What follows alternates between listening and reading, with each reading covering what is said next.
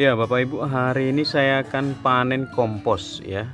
Kompos skala rumah tangga yang menggunakan kaca bekas ya, atau ini akuarium bekas yang saya dapatkan gratis, mau dibuang jadi saya ambil. Tetapi Bapak Ibu, kalau melihat ini dari kaca bukan berarti membuat atau komposter itu kita harus buat dari kaca, tidak ya. Jadi bisa dari bambu ataupun kayu. Karena kebetulan saya dapat ini gratis dan masih bisa digunakan, sehingga saya menggunakannya untuk tempat komposter ya, atau tempat menaruh limbah-limbah organik dari kebun ataupun dari rumah tangga kalau saya tidak gunakan sebagai POC. Nah, hari ini nih sudah hampir penuh, jadi saya akan panen sebagian yang di bawah.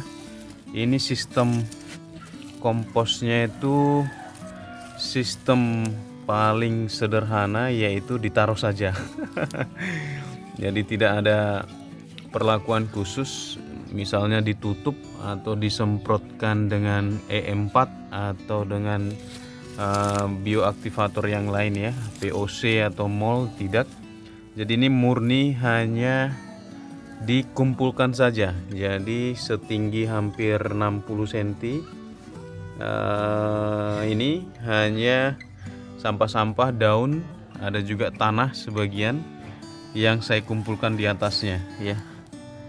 Jadi seperti ini hasilnya ya. Ini seperti pohon-pohon, batang-batangnya ini juga udah hampir hancur. Dan ini kita lihat, ini sudah jadi ini ya komposnya ya.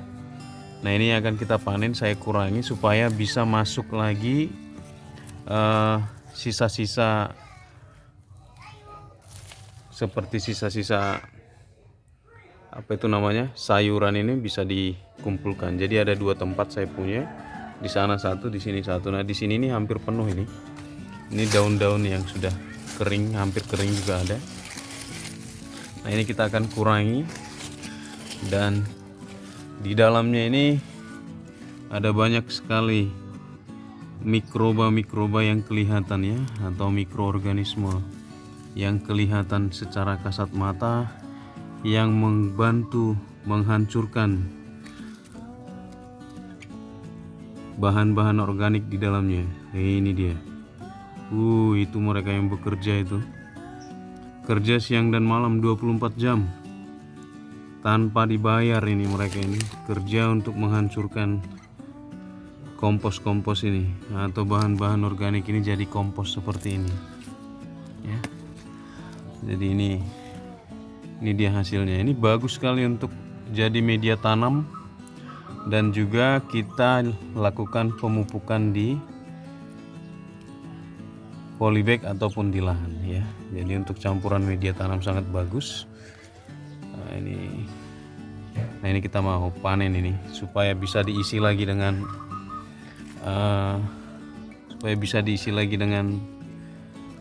bahan-bahan organik yang lain. Jadi seperti ini, daun-daun ini lama-lama akan terurai, mereka akan jadi kompos. Jadi mudah sekali membuat kompos di rumah itu ya. Ini kita akan coba pindahkan, kita pindahkan ke sini. Ini juga hampir hancur. Ini kita akan coba pindah. Kalau ini masih hangat, ini masih hangat, komposnya masih hangat ya. Ini kita coba pindahkan supaya ini kita bisa ambil yang sudah jadi ini. Kita pindahkan ke sini ya. Jadi ada dua tempat komposternya.